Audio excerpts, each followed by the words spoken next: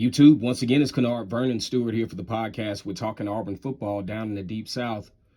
College football is king, and on the plains of Auburn, the battle cry is War Eagle.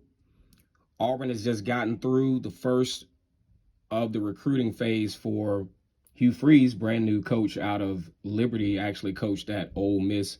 Had a lot of success there, especially on the recruiting realm. So it shouldn't really be a surprise that Hugh Freeze has done a good job with recruiting in the South and the Southeastern Conference because he had a lot of experience with it at Ole Miss. Now, one thing about recruiting, maybe this is why Brian Harsin didn't have a lot of success, is because he just didn't have those relationships built. Probably didn't know where to start. He did okay with the transfer portal in his first year, but those relationships just didn't build. We don't know why those things didn't happen for Brian Harsin, but nonetheless, they just didn't happen. But either way, fast forward to the 2023 season, Auburn's got some challenges. Did a great job in the transfer portal with offensive linemen.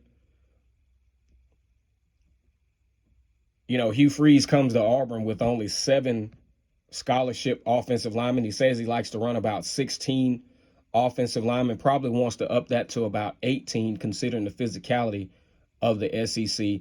But what we want to know at this point is what route will be taken at quarterback.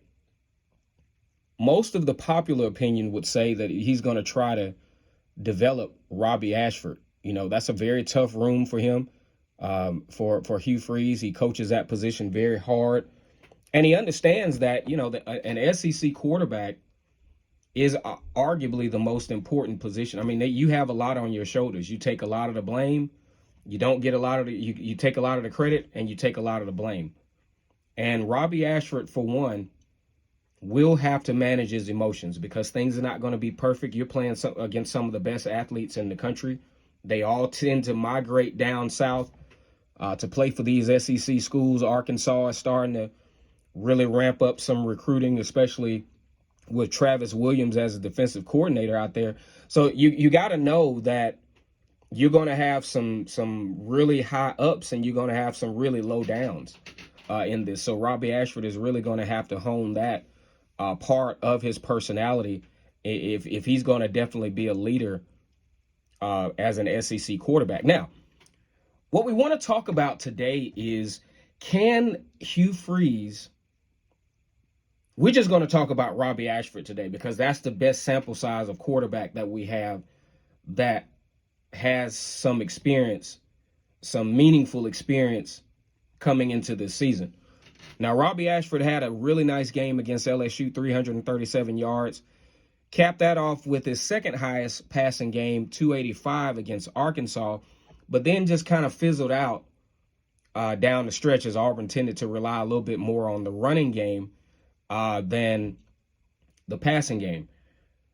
One football player that I can, kind of equate the skill set is one recently that Hugh Freeze had, and that's Malik Willis.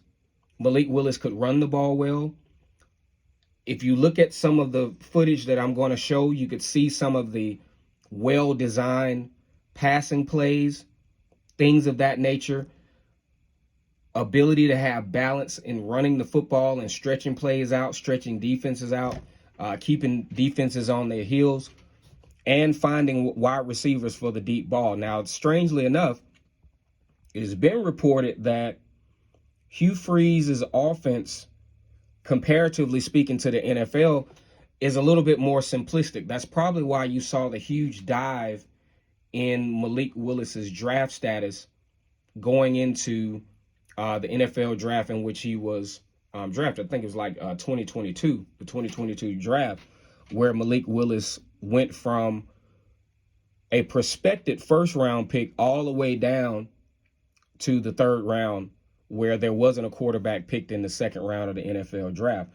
But either way, if Auburn is going to be successful, one, when any quarterback has time, reasonable time to throw the football, they do pretty good.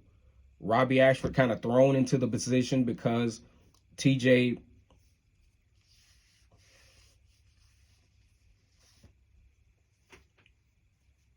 the quarterback for Auburn, you know, who just, you know, just really just didn't have a lot of success.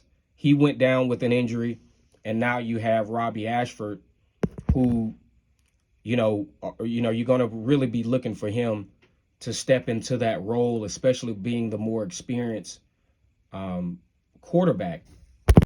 And you're talking about having to fill those shoes quickly for TJ Finley, who just hasn't shown any level of, surmountable consistency.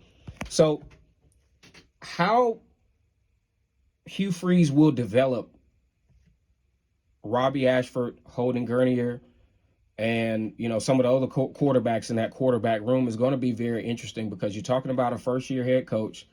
I don't get the feel that there's a lot of expectation for him to turn this program around, say like Gus Malzahn did back in 2013. I don't think that is the case. I think, at this point, Auburn just wants to see some sign of progression. And I think that's what doomed Brian Harsin, is you just didn't see that sign of progression. It's in the recruiting, in the development of the locker room.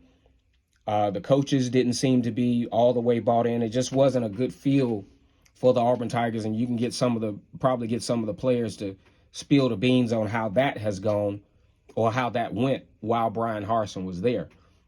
Big key, can Hugh Freeze get a little bit more effective production out of, I'm just going to assume, Robbie Ashford? You can't have a quarterback that these were close games, but you got a quarterback that's only throwing 60 yards. So that says a lot about the potential energy of Robbie Ashford. All right, so let me know what you think. Auburn takes on Tennessee today in basketball at 4 p.m. Tennessee now the number 2 ranked team in the country. Auburn ranked number 25. Go ahead and like this video, comment, and subscribe. And as always, it's great to be an Auburn Tiger or Eagle.